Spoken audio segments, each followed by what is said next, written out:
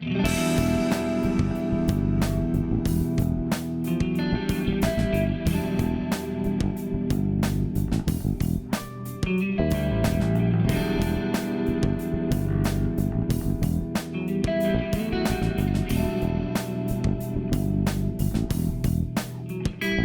was September 30th, 2011. I was traveling to Livingston, Montana to meet my classmate Margot. She was coming from Seattle.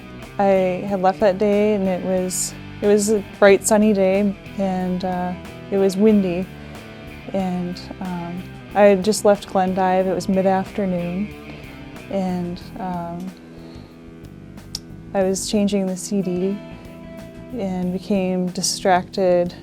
While trying to do that, the CD player closed halfway on the CD.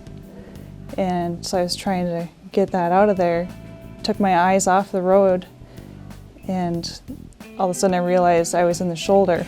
And so I was trying to get back on the road, and the vehicle started to skid, and I couldn't get control of it.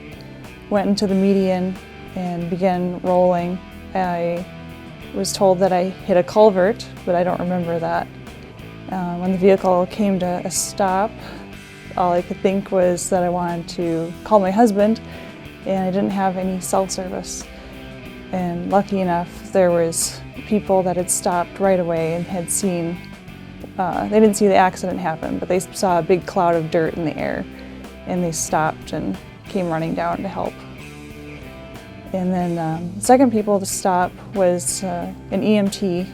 He was traveling from New York to Seattle, and he stopped and checked on me and told me what to do. Was glad that I had been buckled up, otherwise I probably wouldn't be here today.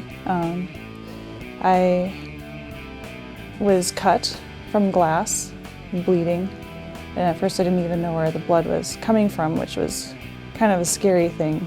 So I was checking my head and everything. I wanted to get out of the car, but they told me to stay in the car, which was wise, just in case something was broken. If I would have gotten out of the car, who knows, at that point, if something is broken or not, it's best to stay in the vehicle and sit still, not move around. I had a sore neck and back. I had some bruises on my head and on my knee. And other than that, I didn't have any bruises. Nothing was broken, just muscle injury and strain. When I became distracted, I didn't realize I was in the shoulder until it was too late. And if there would have been rumble strips, I would have caught what was happening a lot quicker and been able to probably correct without overcorrecting, which would have prevented the whole accident from happening.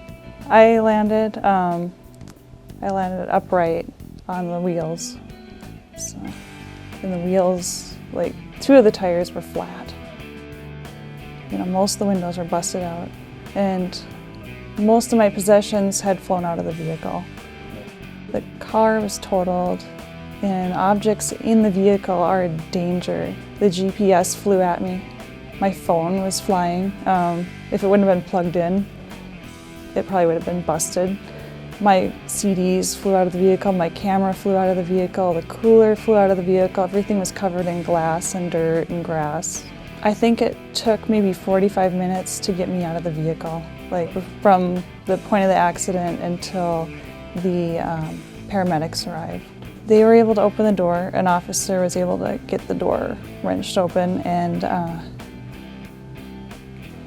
I just had to sit there and wait until they could get there with the boards and everything, and they put a neck brace on me, they put a board behind my back, and they had to carefully get me out of the car just in case something was broken. Pretty much my only injuries were from the seat belt. I had bruises from the seat belt, and I had a bruise on my knee from the car door and a bruise on my head, I think from the roof of the vehicle. If I wouldn't have been wearing it, I don't think I would be here. I felt like a pogo stick in the vehicle, and that seat belt is the only thing that kept me in it. I was in the ER for about 4 hours. My friend Margot came to Terry, Montana and picked me up. She drove an extra 2 hours to come and get me. And then I flew home from Bozeman. I think it's probably important that all that stuff was out of the vehicle, but me who was still in it.